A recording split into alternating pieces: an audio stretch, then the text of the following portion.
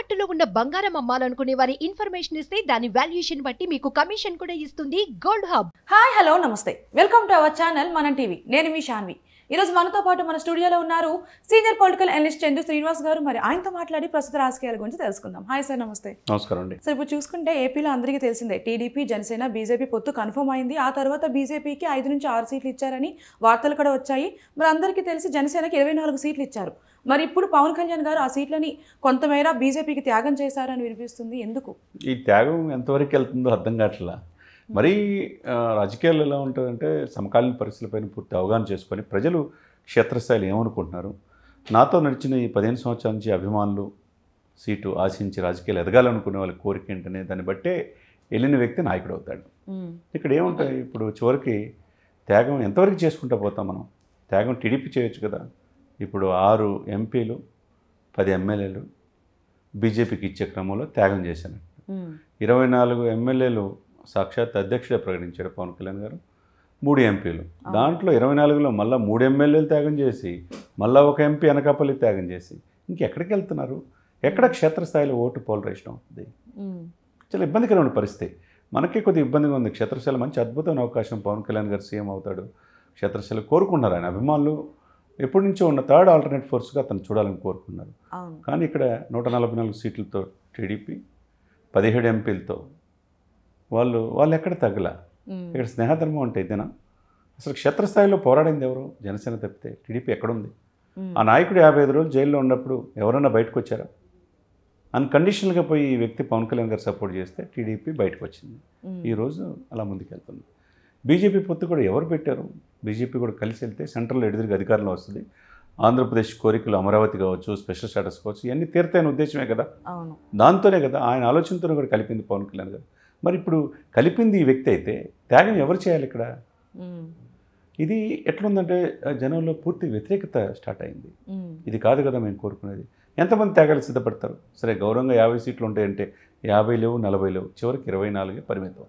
24 కూడా 3 సీట్లు పోతే ఇంక 21 సీట్లు ఎలా? 21లో పోటీ చేసేది ఎంతమంది, గెలిచేది ఎంతమంది, ఓట్లు ఎలా అవుతాయి, ఎలా పోలరైజేషన్ అవుతుంది అనేది ఇప్పుడు ప్రశ్నగా మారింది.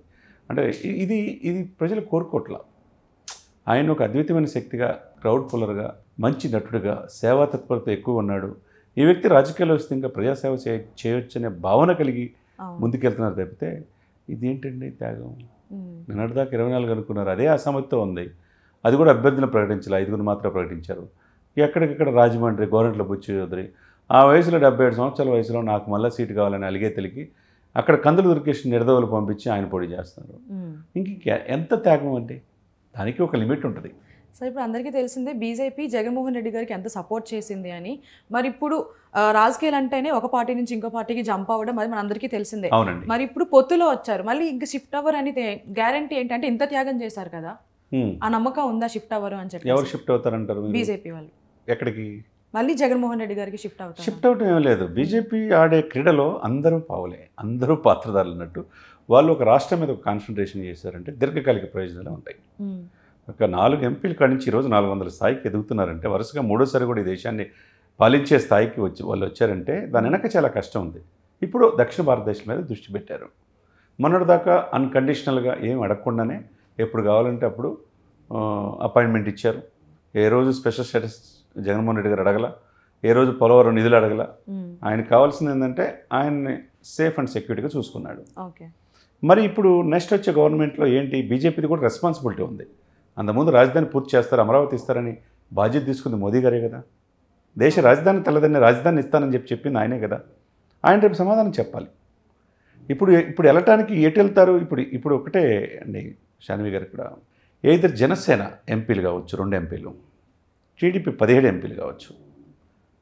ఒకవేళ మిగతా సీట్లు గెలిస్తే వీళ్ళు బీజేపీ ఎంపీలు ఎదురుగా వాళ్ళకే ఉంటాయి అనుకోండి గెలిచినాయి. వైసీపీ ఎంపీలు కావచ్చు. ఈ 25 ఎంపీలు ఎవరి వైపు ఉంటాయి అనుకున్నారు మీరు? ఎటు పోయినా కానీ 25 ఎంపీలు బీజేపీ చేతిలో ఉంటాయి. ఎందుకంటే అన్కండిషనల్గా వైసీపీ కూడా సెంట్రల్లో సపోర్ట్ చేయాల్సిందే. అటువంటి సిచ్యువేషన్ వాళ్ళ చేతిలో ఉంది. అంటే వాళ్ళు 1% ఓటు బ్యాంక్ ఉండి ఒక కార్పొరేటర్లు కూడా లేని ఈ పరిస్థితిలో మళ్ళా రాజకీయం చేస్తున్నారంటే 10 ఎమ్మెల్యే సీట్లు 6 ఎంపీలు తీసుకుంటున్నారంటే 6 ఎంపీలు కూడా ఏంటి, అనకాపల్లి వచ్చేదానికి అనకాపల్లి, అరకు, ఇకపోతే విజయనగరం, ఇటుపోతే రాజమండ్రి, తర్వాత తిరుపతి, హిందూపూర్, ఇటువంటి 6 స్థానాలు కీలకమైనవి తీసుకుంటున్నారంటే వాళ్ళు ఎక్కడ తగ్గలా. ఇక్కడ తగ్గుతుంది ఎవరు? ఇక్కడ అవసరం ఎవరికంటే కేంద్రంలో మళ్ళీ అధికారంలో వస్తుంది కాబట్టి మా రాష్ట్ర ఏ కోరికలు తీరాలన్నా కేంద్రంలో సఖ్యత ఉండాల్సిందే. ఆ విధంగా ముందుకెళ్తున్నారు. కాకపోతే ఇవన్నీ ఓల్ అండ్ సోల్లో ఎవరు మరీ త్యాగానికి సిద్ధపడుతుంది పవన్ కళ్యాణ్ గారే. అది క్షేత్రస్థాయిలో ప్రజలు కోరుకోవట్లా. ఎందుకంటే ఇన్నాళ్ళు ఆయనతో నడిచిన వాళ్ళు 10 సంవత్సరాలు పార్టీ పెట్టారండి. మార్చి 24th 10 years పూర్తవుతుంది జనసేన పెట్టి. ఆయనతో నడిచే వాళ్ళు రాజకీయంగా ఎదగాలని కోరుకుంటారు కదా. ఎప్పుడు పలకీలు మొయ్యాలంటే వాళ్ళు అలిసిపోతారు కదండి. అది క్షేత్రస్థాయిలో అది కొద్ది తీవ్ర వ్యతిరేకత అనేది స్టార్ట్ అయింది. సో ఇప్పుడు వైసీపీ వాళ్ళు పవన్ కళ్యాణ్ గారిని ఆల్రెడీ ప్యాకేజ్ ఇస్తారన్నారు. ఇప్పుడు ఈ త్యాగం వల్ల ఏమంటున్నారు అంటే కొంత ప్యాకేజీ తీసుకొని ఆ సీట్లని అమ్ముకున్నారు, అమ్ముడుపోయారు అని చెప్పేసి అంటున్నారు. అవన్నీ ఉత్తి మాటలండి. వైసీపీ ఏంటంటే ఇప్పుడు ఇంకొకటి ఇక్కడ మరీ సెంట్రల్గా కాకినాడ ఎంపీ వెళ్తాడు అనేదికి ఇక్కడ మొత్తం రాష్ట్రం వదిలిపెట్టి వెళ్ళిపోతున్నాడు, మోసం చేసేసారు. చూసారా నేను చెప్తుంది కరెక్ట్ అని చెప్పి వైసీపీలో ఉంటారు. చంద్రబాబు నాయుడు, లోకేష్ మోసంలో పవన్ కళ్యాణ్ బలైపోయారు అనేది వైసీపీ ఆరోపిస్తున్నారు. ఎందుకంటే ఎక్కువ సీట్లు కూడా తీసుకోలేకపోయారు, సీట్లు ఇవ్వలేదు, పవర్ షేరింగ్ సీఎం అని కూడా అంటలేదు అని చెప్పి ఇప్పుడు రెండింటికి అంటే అటు ఇటు కూడా విమర్శలు ఎదుర్కొంటున్నాడు. ఇక్కడైనా ఈయన పాప రూపాయి తీసుకుంది లేదు, ఈయన సొంత డబ్బే ఖర్చు పెడతాడు తప్పితే రాజకీయాల్లో మిగతా వాళ్ళకి లక్షల కోట్లు ఈయనకి లేవు, షూట్ కిట్ కంపెనీస్ లేవు, ఈయన మీద క్రిమినల్ కేసులు లేవు.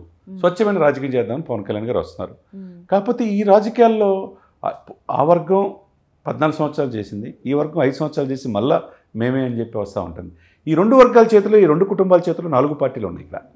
దీంట్లో ఇమడలేక పవన్ కళ్యాణ్ గారు మధ్యలో నలిగిపోతున్నారు పాపం సెంటిమెంట్గా. ఈ పొత్తు కలుద్దామని చెప్పి పెద్దలను ఒప్పించి తీరే కదా యాక్చువల్గా. కాకపోతే ఎక్కడ త్యాగం చేయడం, త్యాగానికి కూడా ఒక లిమిట్ ఉంటుందండి. అది ప్రజలు అది తీసుకునే పరిస్థితిలో లేరు.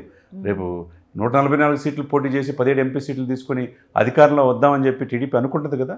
ఓటు పోలరైజేషన్ అవుద్దని మీరు అనుకుంటున్నారా? పవన్ కళ్యాణ్ నమ్మి పవన్ కళ్యాణ్ విశ్వసించేవాళ్ళు, ఆయనకు అతిపెద్ద సమాజం 25% కాపులు ఉన్నారు. దాని వెనక బడుగు బలహీన వర్గాల మైనార్టీ ఓట్లు ఉన్నాయి.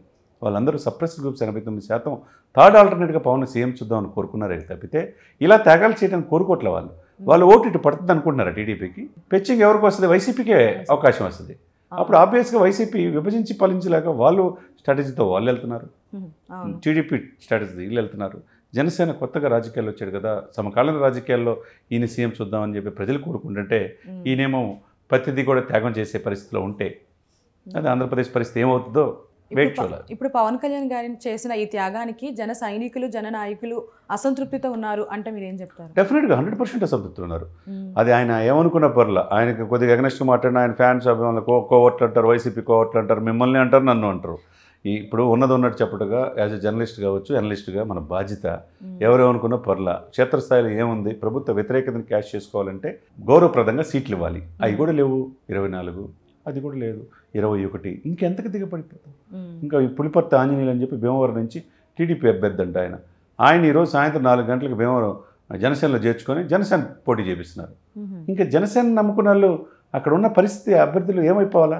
ఇది కాదు కదా. ఆ పార్టీలు ఈ పార్టీలు తీసుకొని ఈ పార్టీలో అంటే టీడీపీ ఎంత వ్యూహాత్మకంగా ఉండదు చూడండి. వాళ్ళ అభ్యర్థుల్ని జనసేనలో షిఫ్ట్ చేసి ఇక్కడి నుంచి అభ్యర్థులు ఇప్పించుకుంటుంది. ఆ సీట్లు కూడా వాళ్ళయే. ఇంకా త్యాగాలకు సిద్ధపడుతుంది జనసేన. ఇది ప్రజలు క్షేత్రస్థాయిలో తీసుకునే అవకాశం లేదు. ఇది పూర్తి వ్యతిరేకత అనేది వాళ్ళు స్టార్ట్ అయింది. దానివల్ల ఈ పొత్తు, ఈ 3 పార్టీల కలయిక అనేది ఎక్కడ ఆగిపోద్దో అనే భయం కూడా ప్రజల్లో ఉంది. సార్ ఇప్పుడు పవన్ కళ్యాణ్ గారు తీసుకున్న డెసిషన్ ఏదైతే ఉందో ఇప్పుడు as compare to Chandrababu Naidu గారు లేదంటే నరేంద్ర మోడీ గారు చూసుకుంటే వాళ్ళకి అవగాహన తక్కువ ఉంటుంది పవన్ కళ్యాణ్ గారికి. సో వీళ్ళిద్దరూ అందులో ఎక్స్పర్ట్ కాబట్టి ఏమన్నా తక్కువ చేస్తారా ఇవన్నీ వాళ్ళ? Maybe of course Chandrababu Naidu కూడా 4 దశాబ్దాల రాజకీయ అనుభవం కావచ్చు, అది మోదీ గారికి, అమిత్ షా గారి వ్యూహాలు కావచ్చు, ఏదైనా కానీ పవన్ కళ్యాణ్ అనే వ్యక్తిని బీజేపీ ఎప్పుడు తక్కువ చూడదు. బీజేపీ సమకాలీన రాజకీయాలు రేపు ఎన్డీఏలో పవన్ అనే వ్యక్తిని జాతీయ స్థాయిలో ఇది చేస్తారా, ఎలివేట్ చేస్తారు, నో డౌట్ అట్ ఆల్. కానీ రాష్ట్ర స్థాయిలో కోరుకుంటున్నారు ప్రజలు. రాష్ట్రంలో ముఖ్యమంత్రి కావాలని కోరుకుంటున్నారు. సెంట్రల్ తర్వాత సంగతి. సెంట్రల్ మంత్రి అయితే కాదు కదా వాళ్ళకి కావాల్సింది. రాష్ట్రం వదిలిపెట్టి వెళ్ళిపోయినట్టే కదా. రేపు పోటీ చేసి 21 మంది అభ్యర్థులకి నాయకుడు ఎవరు? పవన్ కళ్యాణ్ చూస్తారు. ఇంకో వ్యక్తిని చూసే అవకాశం ఇక్కడ లేదు. కాబట్టి ఈ గందరగోళం పరిస్థితులకు సమాధానం చెప్పాల్సిన బాధ్యత ఇటు ఈ మిత్రపక్షాలదే ఉంది. Thank you sir. Thank you.